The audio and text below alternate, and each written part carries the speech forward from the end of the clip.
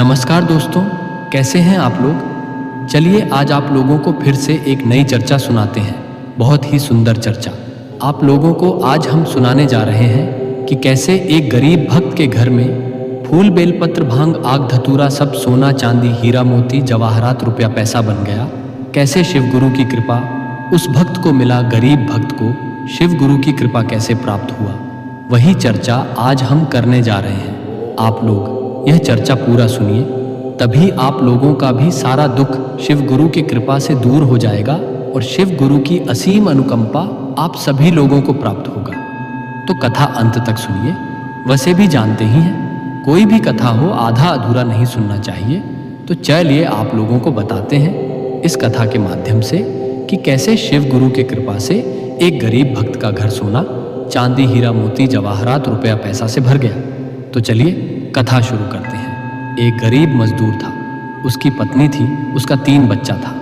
मजदूर जो था अपनी पत्नी के साथ मजदूरी करता था और जो पैसा होता था उसी से उसका घर चलता था। अब मजदूर आदमी का तो जानते ही हैं कि जिस दिन वह कमाता है उस दिन उसके घर में खाने का व्यवस्था होता है, खाना होता है, और जिस दिन नहीं कमाता है तो वह लोग भूखे ही सो जाता है। तो वैसा ही मजदूर था, उसके पास आय का कोई भी साधन नहीं था।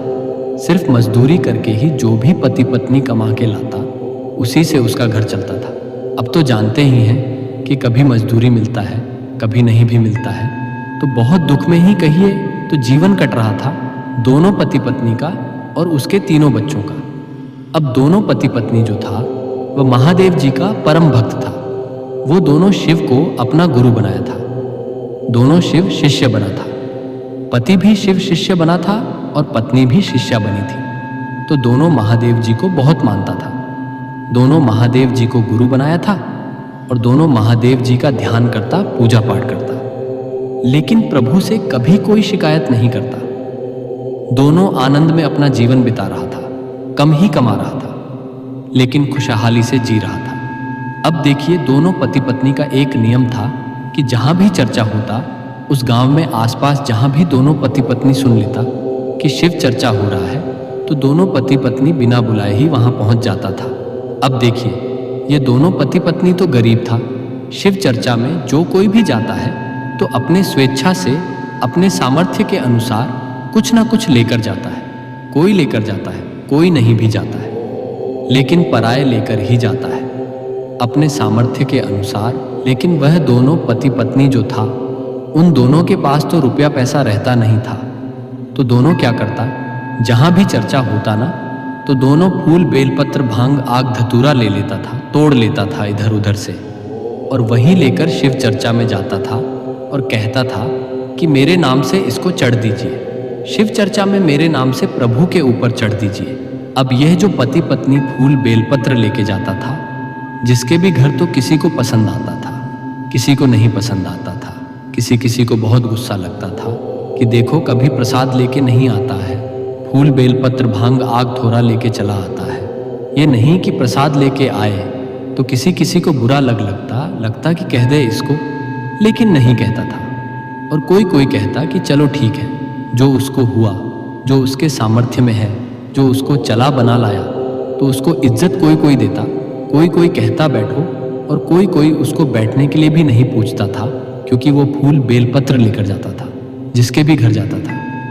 अब देखिए, एक बार क्या हुआ, उसी गांव में एक सेठ जी के घर में सेठ जी की पत्नी शिव चर्चा रखवाती। सेठ जी की पत्नी भी शिव को अपना गुरु बनाई थी, वो भी शिव शिष्या बनी थी, तो वो भी शिव चर्चा अपने घर में रखवाती। अब देखिए, इधर मजदूर पति पत्नी को जब यह बात पता चला कि सेठानी शिव चर्चा करा रही है अपने घर में, तो दोनों पति पत्नी उस दिन काम पर नहीं गया और दोनों चला आया शिव चर्चा में, शिव चर्चा सुनने के लिए। तो साथ में उसी तरह से फूल बेलपत्र भांग आग धतूरा लेकर आया। जब सेठ जी के घर दोनों मजदूर पति पत्नी पहुंचा तो दोनों मजदूर पति पत्नी जिस पोलोफिन में लाया था फूल बेलपत्र भांग आग धतूरा, वो सेठानी जी को देकर कहता है कि सेठानी जी इसको लीजिए और महादेव जी के ऊपर चढ़ा दीजिए, मेरे नाम से महादेव जी के ऊपर इसको चढ़ा दीजिए। तो सेठानी को बहुत गुस्सा आया। तब सेठानी कहती हैं कि यह फूल बेलपत्र हम चढ़ाएंगे तुम्हारा लाया हुआ। तुम देखता नहीं है कि कितना सजावट हम खुद किए हैं, कितना भोग लगाए हैं। खीर पूरी हलवा जिलेबी मेवा मिठाई सब कुछ हम बनाए हैं और प्रभु को चढ़ाए हैं। यह फूल बेलपत्र तुम अपने पास ही रखो। तब दोनों पति पत्नी कहता है कि सेठानी, हम लोगों के पास तो कुछ नहीं है, हम लोग क्या ही चढ़ाएंगे प्रभु को। इसीलिए हम लोग जो है फूल बेलपत्र भांग आग धतूरा लेकर आए हैं, सो यही चढ़ दीजिए। तो सेठानी कहती है कि ठीक है, हम चढ़ तो देंगे तुम्हारा लाया हुआ, लेकिन यही तुमको प्रसाद के रूप में देंगे जो भोग हम लगाए हैं ना। 56 भोग लगाए हैं। देखो कितना सारा भोग हम प्रभु के लिए बनाए हैं और प्रभु को चढ़ाए हैं। इसमें से तुमको एक दाना नहीं देंगे प्रसाद के रूप में, और जो तुम लाया है ना फूल बेलपत्र भांग आग धतूरा, यही तुमको प्रसाद के रूप में मिलेगा। अब दोनों पति पत्नी को बहुत खराब लग रहा था, वहां पर बहुत बुरा लग रहा था। जब सेठानी इस तरह से बात कर रही थी दोनों से, तो दोनों को बहुत बुरा लग रहा था। अब दोनों बैठा भी नहीं था चर्चा में। दोनों का एक मन कर रहा है कि बैठे और शिव चर्चा सुने, और एक मन कर रहा है कि नहीं, इतना बेइज्जती होने के बाद कौन ही बैठेगा, सो चले जाते हैं। फिर दोनों विचार किया कि नहीं, यहाँ पर शिव चर्चा हो रहा है, अगर हम यहाँ से चले जाएंगे तो मेरे प्रभु का अपमान हो जाएगा, मेरे प्रभु का अपमान हो जाएगा। इसलिए यहाँ से तो अब हम नहीं जाएंगे। चर्चा में आ गए हैं तो यहाँ से अब हम नहीं जाएंगे जब तक कि चर्चा खत्म ना हो।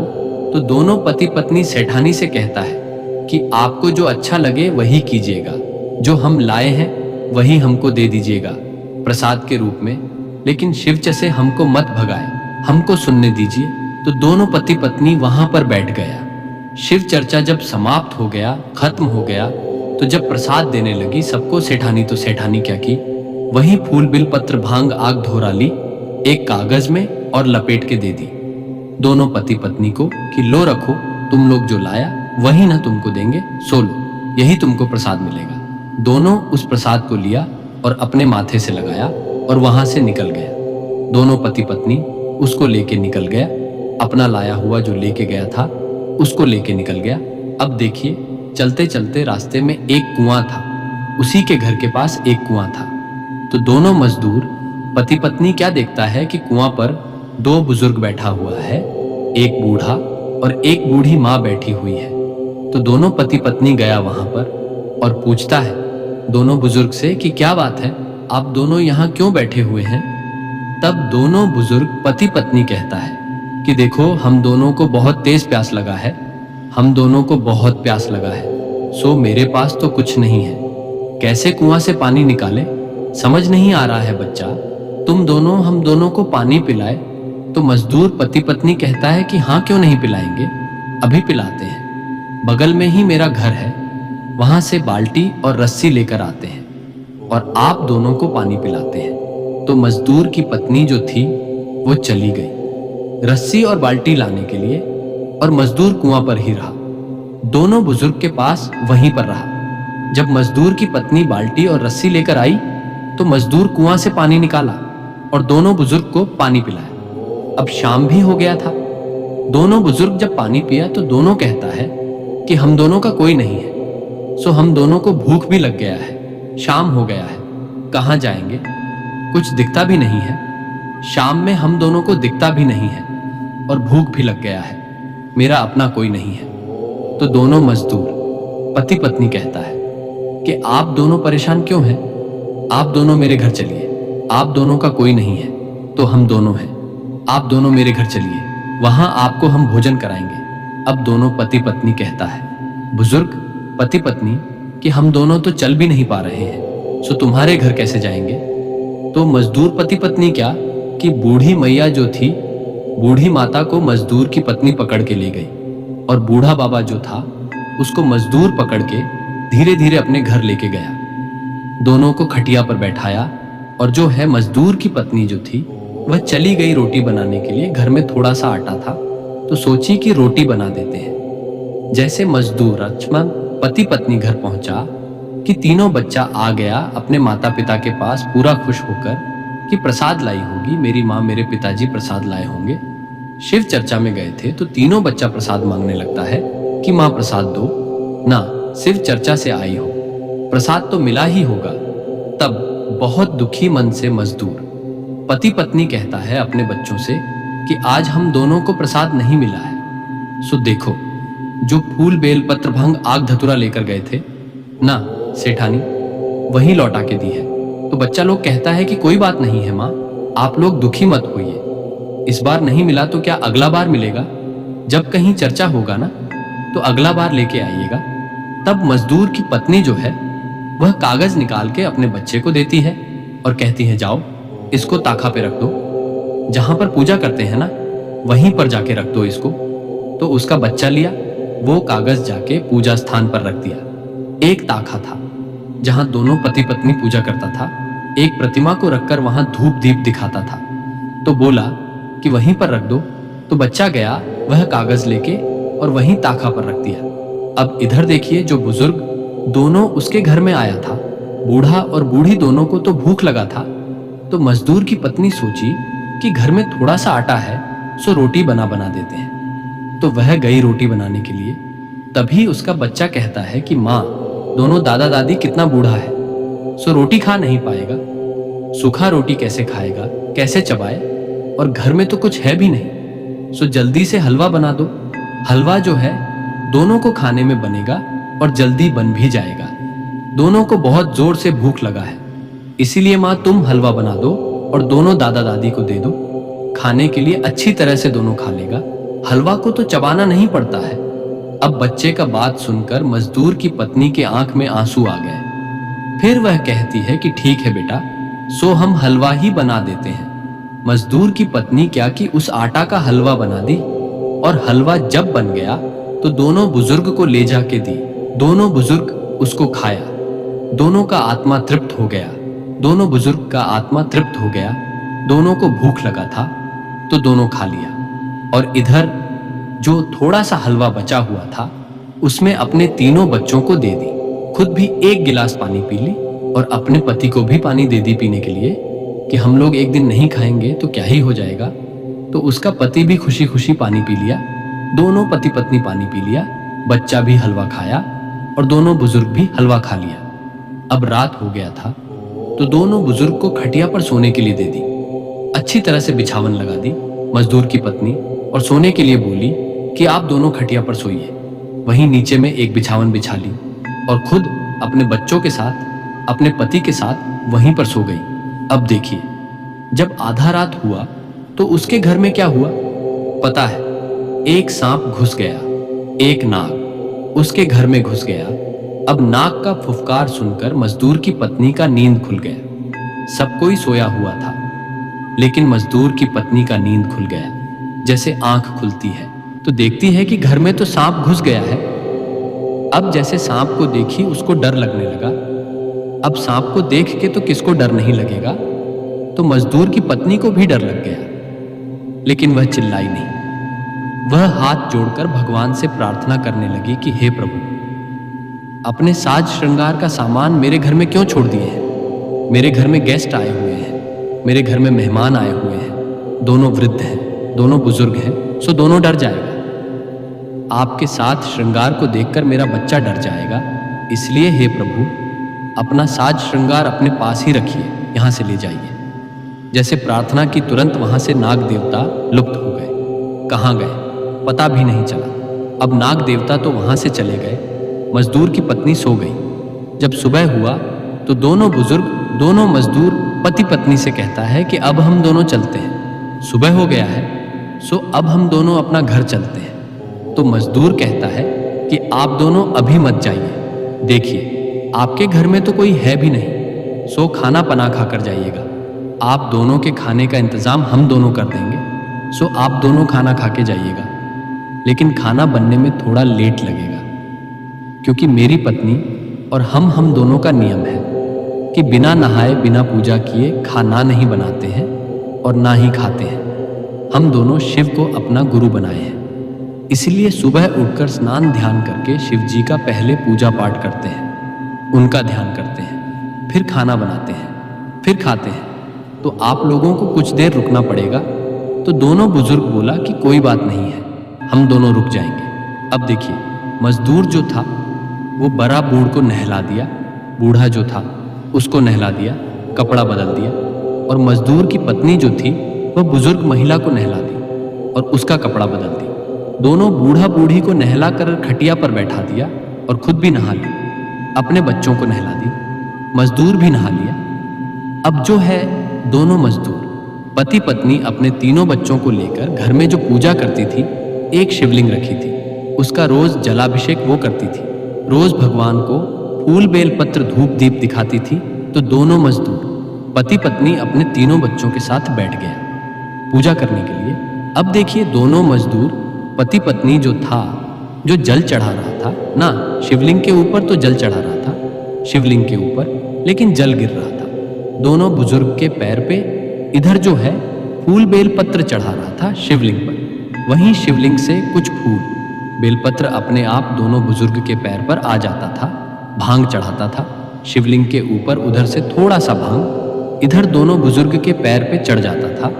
अब जो है यह सब इतना ध्यान नहीं दिया, दोनों मजदूर पति पत्नी उतना ध्यान नहीं दिया। दोनों जब बूढ़ा बूढ़ी को पलट के देखा तो देखता है कि वहां पर फूल बेलपत्र भांग आग धतूरा सब रखा हुआ है। तो दोनों पति पत्नी सोचा कि लगता है हम पूजा करने के लिए जो लाए थे ना, वो ये दोनों कुछ निकाल लिया होगा अपने लिए कि हम लोग भी पूजा करेंगे। तो वो लोग इतना ध्यान नहीं दिया कि ये फूल बेलपत्र यहाँ आया कैसे। अब दोनों पति पत्नी तो पूजा कर लिया। जब पूजा समाप्त हो गया तो मजदूर एक थाली में धूप दीप लिया और अपने पूरे घर में दिखाने लगा। जब पूजा समाप्त हो जाता था मजदूर अपने पूरे घर में धूप दीप दिखाता था, तो वो दिखाने लगा। अब जब धूप दीप दिखा रहा था तभी देखता है जहां पर भगवान जी रखा हुआ था ताखा पे, वहां धूप दीप दिखा रहा था। तभी क्या देखता है कि पुड़िया खुला हुआ है, उससे धतूरा गिरा हुआ है, जो धतूरा कांटा वाला होता है ना, वो गिरा हुआ है फल। तो वो सोचा उठा के रख देते हैं, नहीं तो पैर लग जाएगा। अब जैसे उठाता है तो देखता है अरे ये तो सोने का है, ये सोने का कैसे हो गया, ये तो सोना का है। तो वह तुरंत अपनी पत्नी को चिल्लाता है कि सुनती हो, यहाँ आओ देखो ये क्या हो गया। तो उसकी पत्नी दौड़ते हुए आती है और अपने पति से पूछती है कि क्या बात है। तो मजदूर कहता है कि देखो ये धतूरा ये सोने का हो गया है, कांटा वाला फल जो था वह सोने का हो गया था। तो मजदूर दिखाया अपनी पत्नी को। मजदूर की पत्नी देखी कि हाँ ये तो सोने का हो गया है। फिर पुड़िया खोलती है तो देखती है कि जो फूल बेलपत्र भांग आग धतूरा सब था ना, वो सब सोना चांदी रुपया पैसा हीरा जवाहरात सब बन गया है। तो मजदूर जो था वह पुड़िया उठा के अपनी पत्नी के खोई छा में डाला। जैसे खोई छा में डाला, पुड़िया तो छोटा था, वो ढेर सारा हो गया, खोई छा उसका भर गया, उसकी पत्नी का खोई छा भर गया। पुड़िया में तो थोड़ा सा दिख रहा था, लेकिन खोई छा भर गया। उसकी पत्नी का सोना चांदी रुपया पैसा से खोई छा भर गया। अब जो है दोनों पति पत्नी के समझते देर नहीं लगा कि यह सब शिव गुरु के कृपा से ही हुआ है, यह सब शिव गुरु की कृपा से ही हम दोनों को मिला है। दोनों पति पत्नी पूरा जय जयकार प्रभु का करने लगा। तभी दोनों पति पत्नी बाहर आता है और सोचता है कि दोनों बुजुर्ग को यह सब बात बताएं। तब बाहर निकलता है तो देखता है कि दोनों बुजुर्ग हैं ही नहीं, दोनों मजदूर। पति पत्नी जब बाहर निकला तो देखता है कि खटिया पर दोनों बुजुर्ग हैं ही नहीं। अब दोनों पति पत्नी खोजने लगा दोनों बुजुर्ग को, बूढ़ा बूढ़ी को, दोनों मजदूर। पति पत्नी पूरा गांव खोजने लगा कि कहाँ चला गया, अभी खाना खिलाना था। उनको देखो, जब हम लोग के पास पैसा नहीं था तो हम लोग उसको खाना नहीं खिला सके, और आज हम लोग के पास पैसा है, खिला सकते हैं, तभी भी नहीं खिला पाए। दोनों कहाँ चला गया। दोनों को पूरा ढूंढा लेकिन नहीं मिला, दोनों बुजुर्ग नहीं मिला।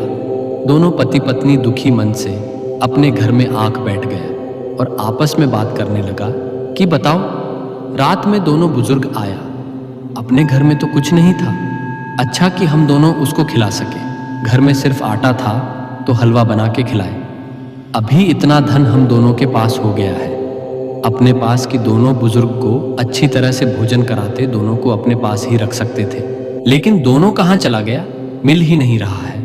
दोनों बहुत दुखी हो गए। दोनों पति पत्नी दुखी मन से बैठा हुआ था और प्रभु का ध्यान कर रहा था। अब अपने दोनों भक्तों को दुखी देखकर प्रभु से रहा नहीं गया, माता से रहा नहीं गया, तो दोनों वहां पर प्रकट हुए और दोनों कहते हैं, प्रभु कहते हैं दोनों मजदूर पति पत्नी से कि तुम दोनों क्यों दुखी हो, तुम दोनों ने बहुत सेवा किया दोनों बुजुर्ग का।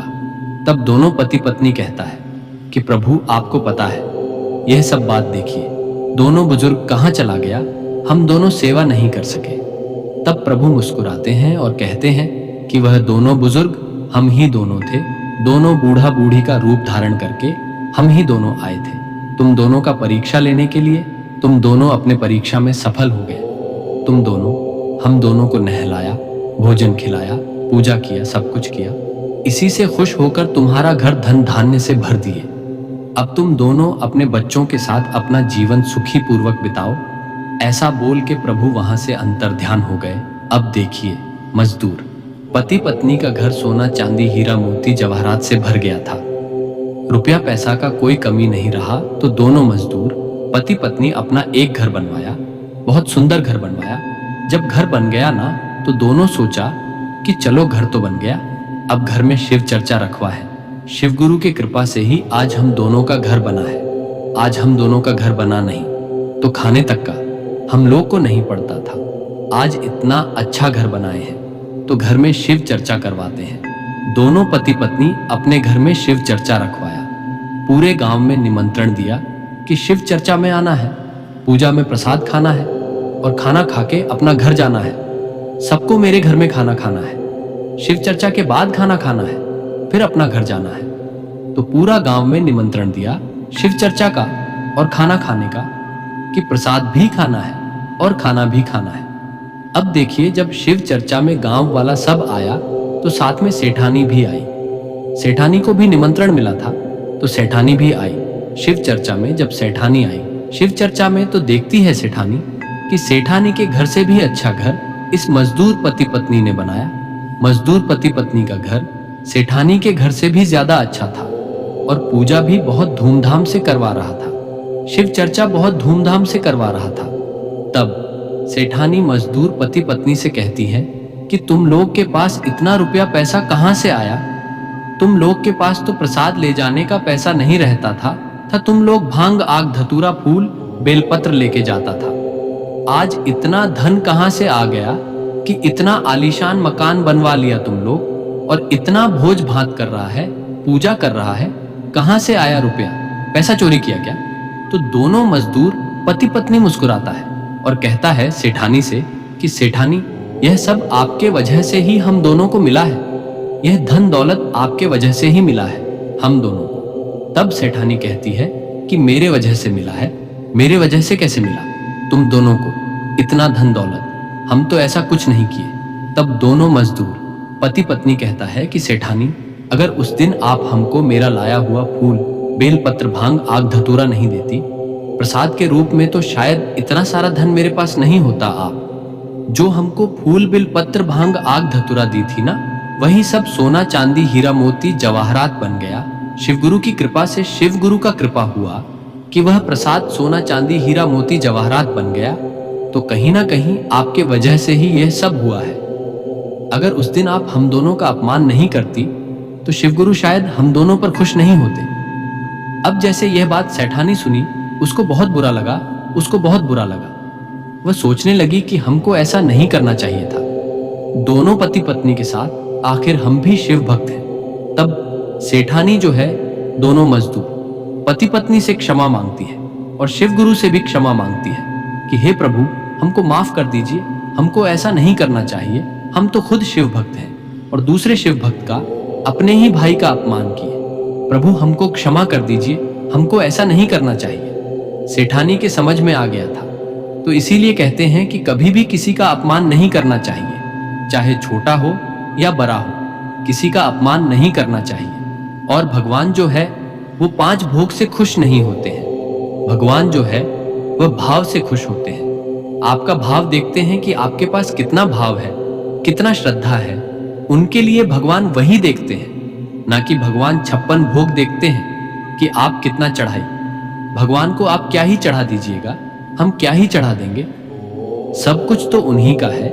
हम लोग अगर कुछ चढ़ा सकते हैं तो अपना भाव ही उनको को अर्पण कर सकते हैं और कुछ नहीं। इसीलिए कभी भी किसी का अपमान नहीं करना चाहिए। तो देखिए दोस्तों, भगवान जो है अपने भक्त की जरूर सुनते हैं, भले देर से सुनते हैं लेकिन जरूर सुनते हैं। अपने भक्त का दुख दूर जरूर करते हैं। इसीलिए शिव को अपना गुरु बनाइए। तो आशा करते हैं यह चर्चा आप लोगों को पसंद आया होगा। अगर आप लोगों को यह चर्चा जरा सा भी अच्छा लगा हो तो मेरे वीडियो को लाइक कर दीजिएगा और कमेंट बॉक्स में हर हर महादेव जरूर से लिखिए। तो सब बोलिए जय महादेव, हर हर महादेव, माता पार्वती की जय।